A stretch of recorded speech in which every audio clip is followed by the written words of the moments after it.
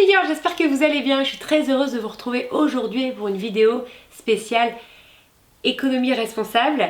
Comment s'habiller en étant un peu plus responsable. Vous savez que je suis passionnée de mode et j'ai eu une prise de conscience il y a de ça un an et demi sur ma consommation de mode et donc j'ai mis en place certaines choses dans mon quotidien que je voulais vous partager. Voilà, c'est pas du tout une vidéo moralisatrice. Moi, mon objectif c'est d'aider certaines femmes qui le souhaitent à constituer un dressing qui est un peu plus responsable et un peu plus raisonnable. Voilà. Et ça c'est vraiment un truc qui est hyper important pour moi. J'ai eu une vraie prise de conscience avec une remise en question de ma consommation, de savoir comment le faire parce que sachant que j'adore vraiment profondément la mode et que ça me rend profondément heureuse, comment être heureuse, toujours aussi heureuse et avoir une éthique par rapport à ma consommation. Oui. Alors, on y va. J'avais aussi envie de vous parler d'un super méga génial projet que je lance ce mois-ci. Donc, je vous en avais parlé un petit peu en début d'année. Ça y est, ma formation est prête. Je vais vous la présenter très rapidement. En tout cas, j'en parlerai sûrement dès ma prochaine vidéo samedi prochain. En tout cas, soyez au rendez-vous, ça va être génial. Et j'ai plein de choses à vous montrer et plein de choses aussi à vous dire, donc j'ai trop hâte. Alors, donc on y va sur sa consommation plus responsable.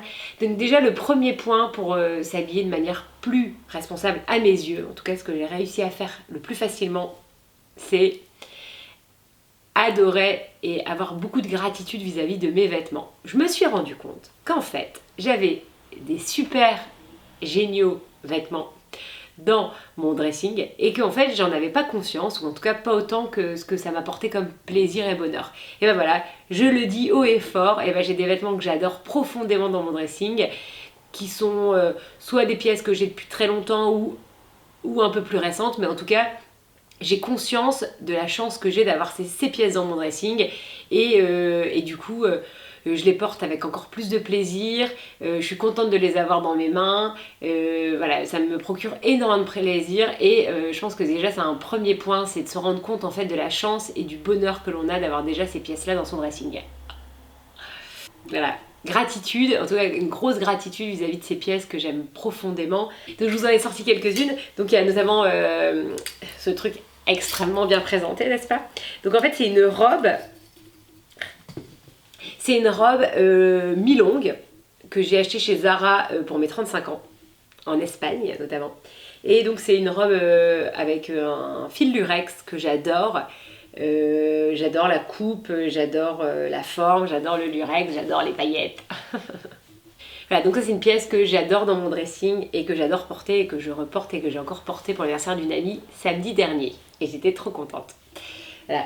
Après j'ai aussi une autre pièce par exemple, alors là qui est beaucoup plus récente, c'est une des dernières pièces que j'ai achetées et c'est une jupe de chez Bershka fleurie que j'aime beaucoup et que je porte très facilement avec plein de sweats et de pulls différents, donc je suis très contente.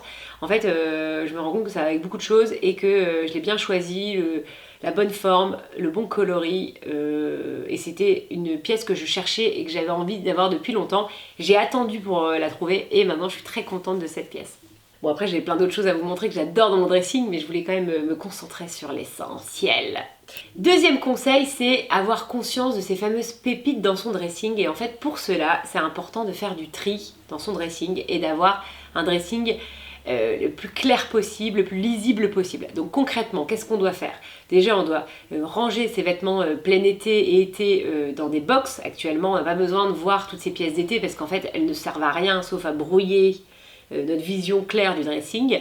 Ensuite bien sûr il y a ma technique du happy dressing, vous savez j'ai un concept de dressing minimaliste qui est celui de se concentrer sur 44 pièces pendant une période donnée. Donc moi notamment j'ai décidé que c'était pendant 2 mois et pendant ces 2 mois là je porte essentiellement que ces pièces là.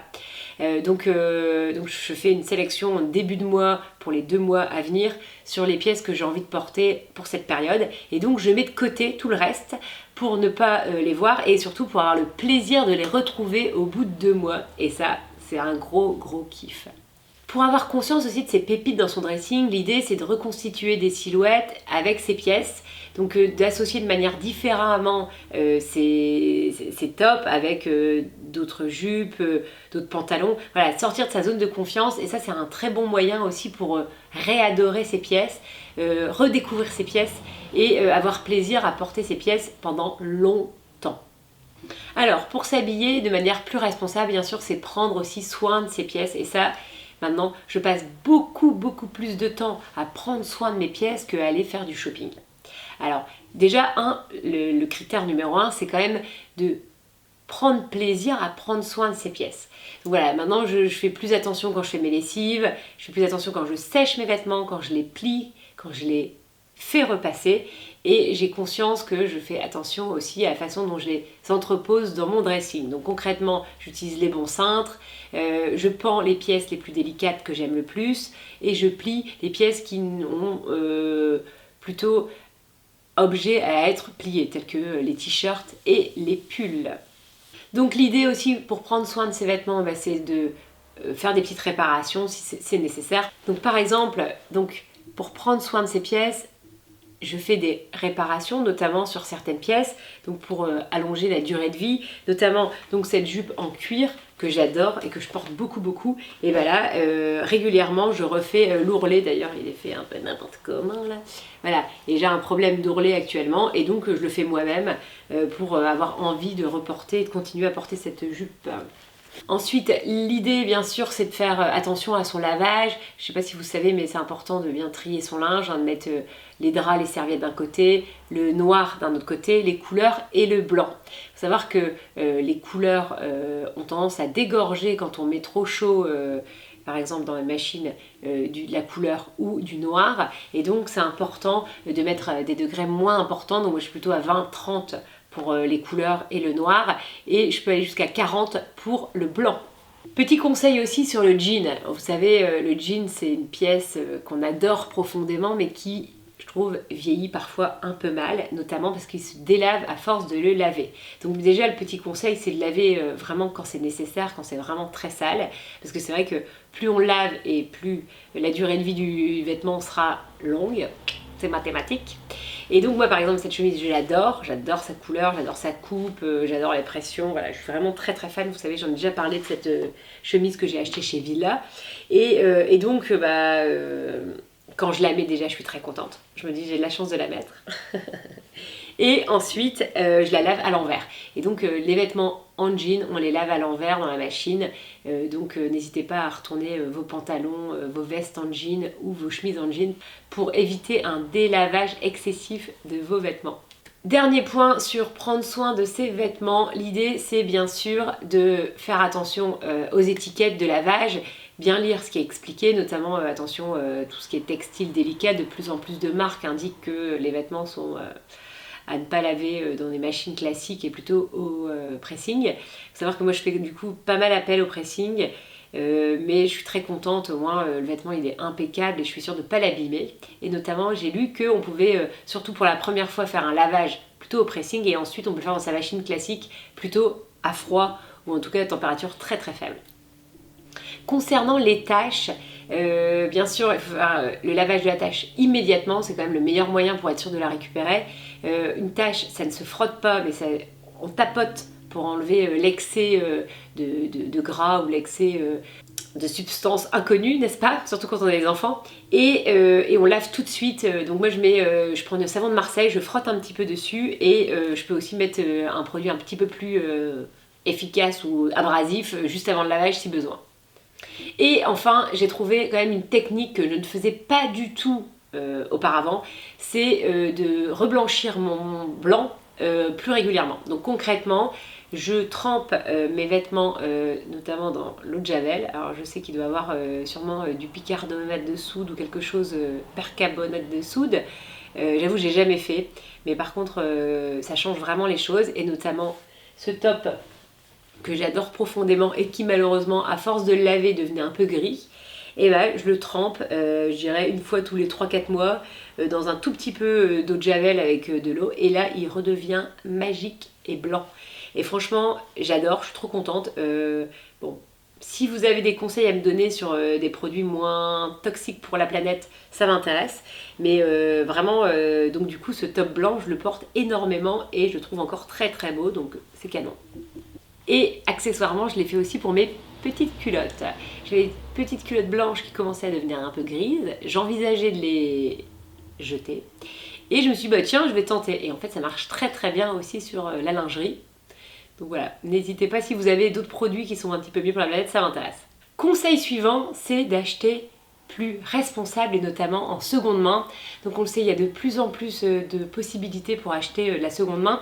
Bien sûr, on a Vinted, tous les gros sites, on a le Bon Coin, on a des opportunités dans des braderies, donc vraiment je vous apprends rien je pense, et notamment il y a des nouveaux concepts maintenant dans les centres-villes qui s'ouvrent, comme des dépôts-ventes ou des endroits où on va faire des échanges de vêtements, et notamment là il y en a un Green Pack à Lille qui va ouvrir, donc j'ai trop hâte de vous faire découvrir ça sur Insta. Et bien sûr je trouve ça génial comme initiative. J'ai super hâte en tout cas de mettre en pratique toutes ces initiatives. En tout cas moi j'ai un conseil à vous donner en particulier sur l'achat en seconde main.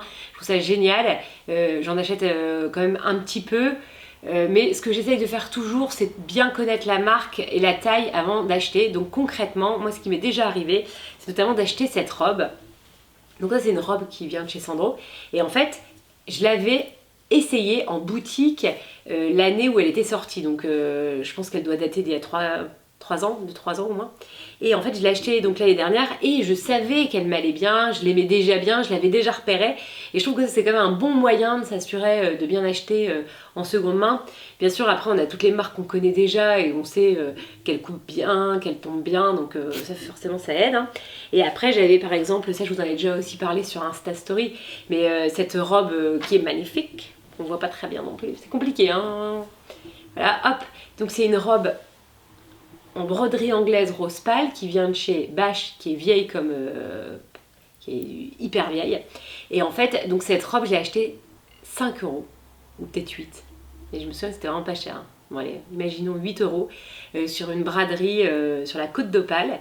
Et donc voilà, donc hyper contente. Et il s'est avéré que quand je l'ai portée alors que c'était duel, bon, elle va très bien, elle me va très bien. Par contre, les coutures avaient tendance à se défaire. Et donc j'ai eu le culot d'aller chez Bash pour demander si on pouvait envisager une petite réparation. Je savais pas s'ils allaient me faire payer la réparation ou pas, mais bon, en tout cas, je me suis dit, mince alors, une si belle robe, j'ai pas envie de la laisser au fond de mon placard. Et donc, ils ont pris en charge toute la réparation, donc bon, on peut dire que le SAV chez Bash est quand même très sympa. Voilà, donc ils m'ont fait faire... donc là, il y a un couturier qui a refait quelques coutures, d'ailleurs ça se voit presque pas, c'est incroyable.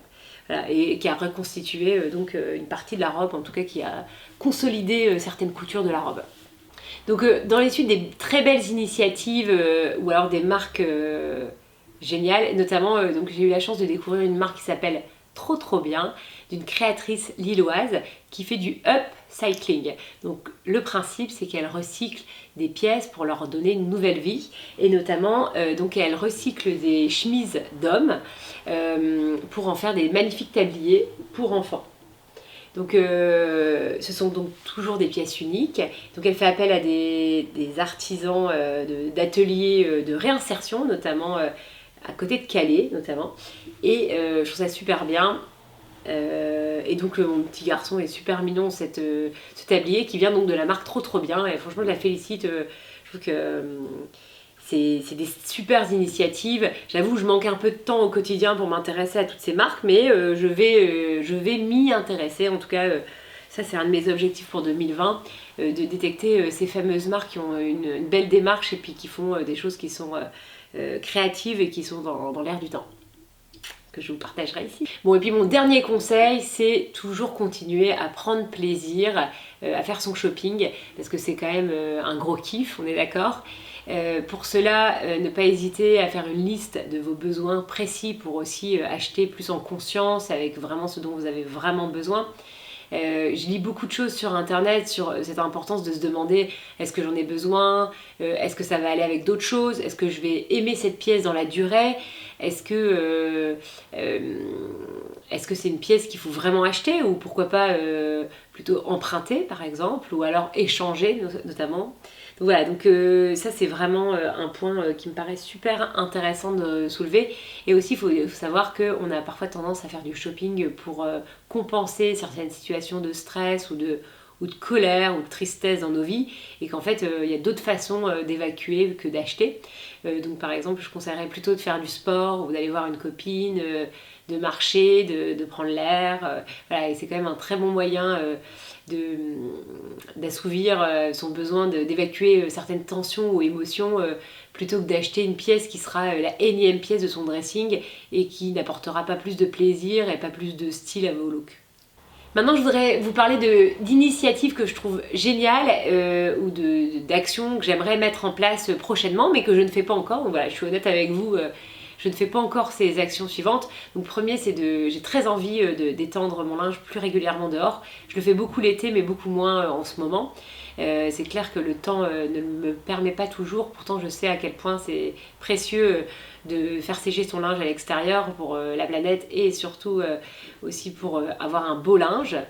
J'ai lu aussi une technique toute simple qui est de mettre un tablier quand on cuisine et ça me paraît quand même une évidence et ça je vais vraiment le faire. Pourtant j'ai un super tablier mais j'y pense jamais donc je vais le mettre en évidence pour le porter plus souvent et donc préserver mes vêtements d'éventuelles taches. Et enfin l'idée c'est de trouver un moyen de moins salir ses pièces. Donc j'y travaille notamment, je fais très attention à ce que mes enfants aient toujours les mains propres et la bouche propre parce que je sais que c'est eux qui me tâchent le plus souvent. Petite dernière info, je sais pas si vous avez vu mais il y a un super documentaire qui s'appelle The True Cost sur Netflix que je conseille vraiment qui est extraordinaire, je crois que j'en ai déjà parlé ici, c'est un documentaire qu'il faut avoir vu dans sa vie, voilà, je le conseille, je vous mettrai le lien juste en dessous mais il faut aller sur Netflix et il faut avoir des codes Netflix pour y accéder. Je vous souhaite une très belle journée, je vous dis à très bientôt, je vous embrasse.